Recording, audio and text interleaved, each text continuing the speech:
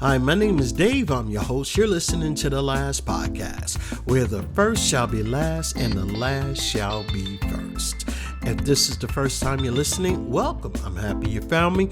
And if you're returning, welcome back. I really appreciate you listening, and I hope you continue to find tips, ideas, and value from listening to this podcast. Today is a quick day, but it's a powerful moment. You see, I want to talk about breaking free from toxicity and choosing peace over poison.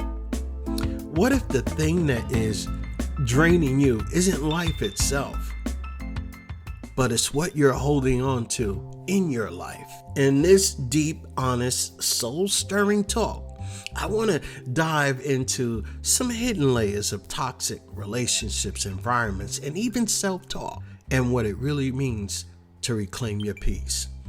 Now, I have a story that I want to tell you about Maya. Maya has a quiet but powerful story of awakening and uncover the subtle signs that you might be living in survival mode instead of a space where your soul can breathe. Whether you're wrestling with people who clip your wings at work, or people that silence your truth, or thoughts that keep you small, this is your call to come home to yourself, because you don't have to keep choosing pain just because it's familiar. It's time to break free. It's time to break away. It's time to start now. The story that I really want to relay to you is called The Silent Battle. It's a story about a lady named Maya. Now, Maya was the kind of woman who everyone leaned on, you can say. She smiled through the chaos. She even showed up at all the birthdays, helped friends move, and answered the phone even at midnight. Now, who does that?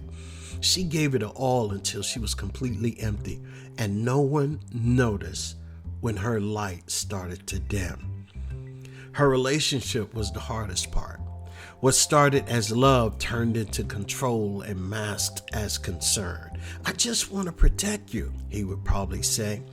And when he criticized her dreams, "You're overreacting again," he whispered when she confronted his lies.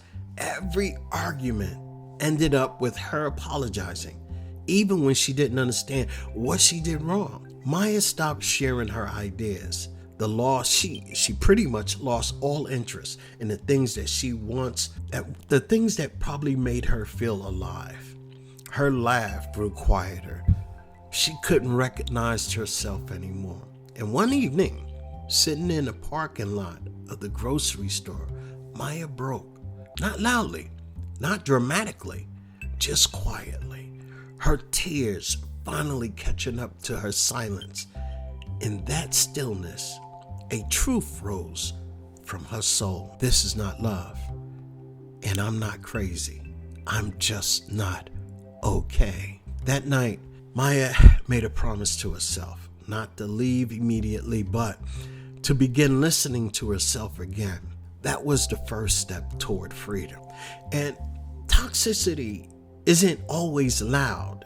Toxic environments aren't always filled with screaming or slamming doors, or sometimes they're coated with subtle guilt, passive-aggressive remarks, manipulation disguised as concern, or emotional withdrawal that punishes you for simple things that you do, or even simply being you.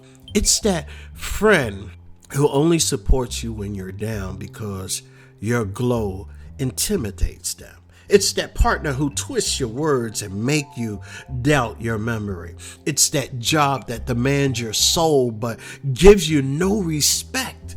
It's that inner voice that says you're not good enough. Toxicity isn't anything that is consistently, but sometimes it is, and sometimes it constantly diminishes your self-worth, your safety, peace, or even your joy. I think some of the first things that you probably have to do is start, if you want to heal, name it, give it a name.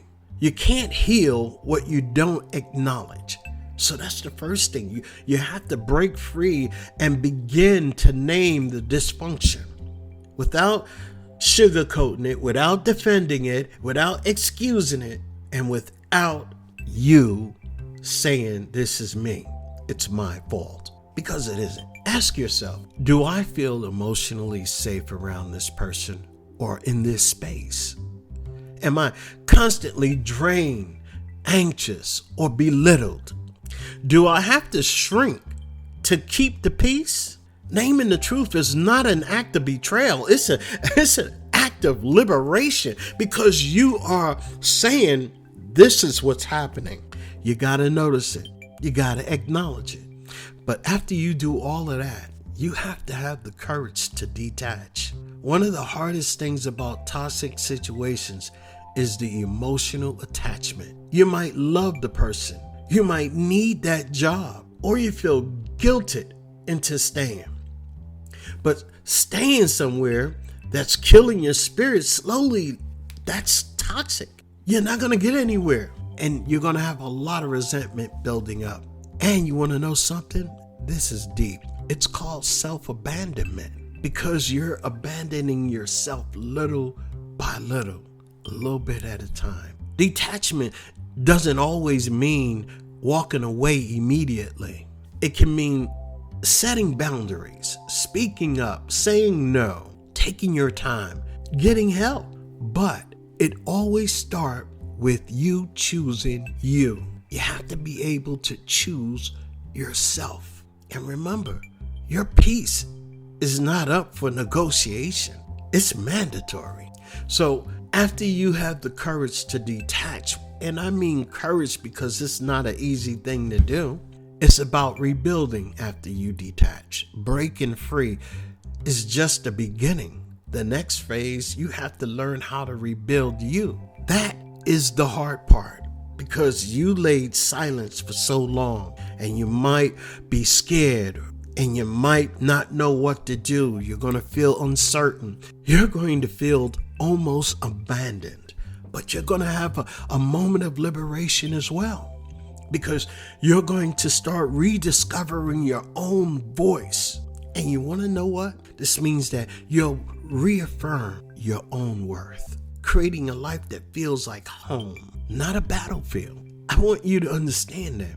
It means learning that you deserve people who pour into you as much as you pour into them. Environments that nourish you.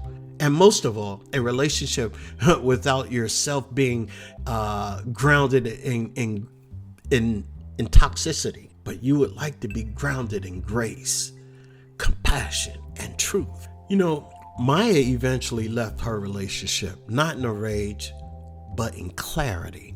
And that's what I ask of you. If it's time, if you feel that you're in that predicament, you don't have to leave angry. You don't have to leave in a rage, but leave with clarity, knowing what you want. She started therapy. She began journaling again and slowly rekindling her love for herself. Today, oh, she doesn't just smile, she shines. And not for just others, she shines for herself.